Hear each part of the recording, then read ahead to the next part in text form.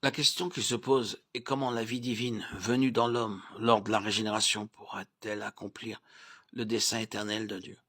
Va-t-elle demeurer prisonnière dans l'esprit de l'homme ou pourra-t-elle avoir une issue et se manifester?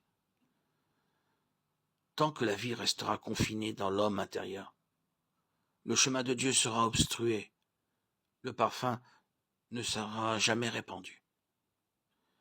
La parabole du grain de blé telle que l'expose le Seigneur dans Jean 12, 24, 25 nous enseigne une loi spirituelle par la voie de ce qui est naturel.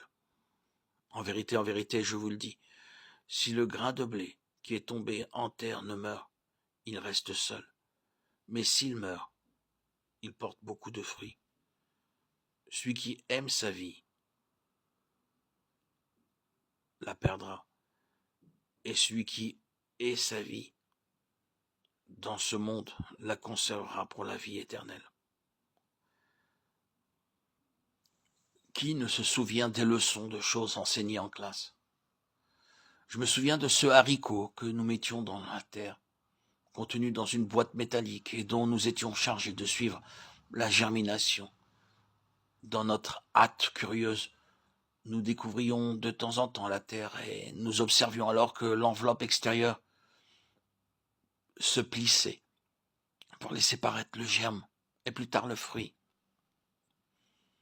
Cette leçon très simple illustre ce qui doit se produire en nous. Cette enveloppe est l'image de notre âme. Elle enferme l'homme intérieur, mais devra céder afin que la vie divine soit libérée.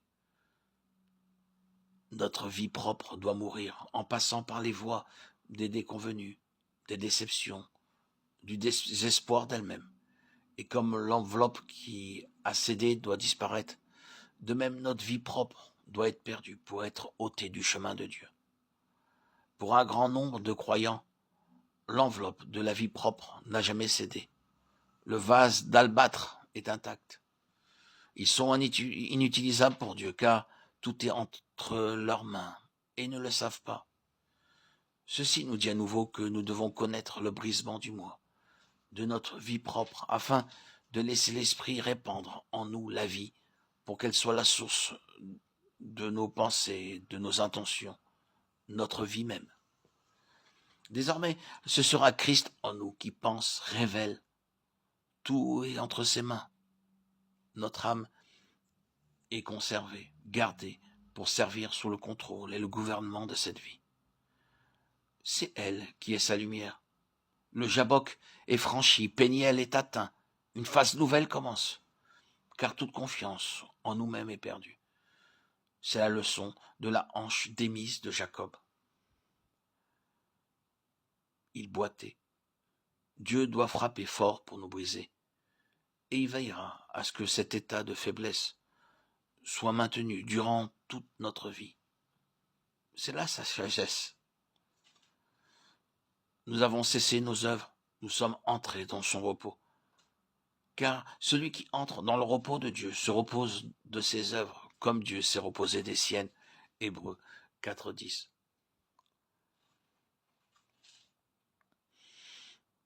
Nous sommes prêts pour être ses collaborateurs dans son œuvre.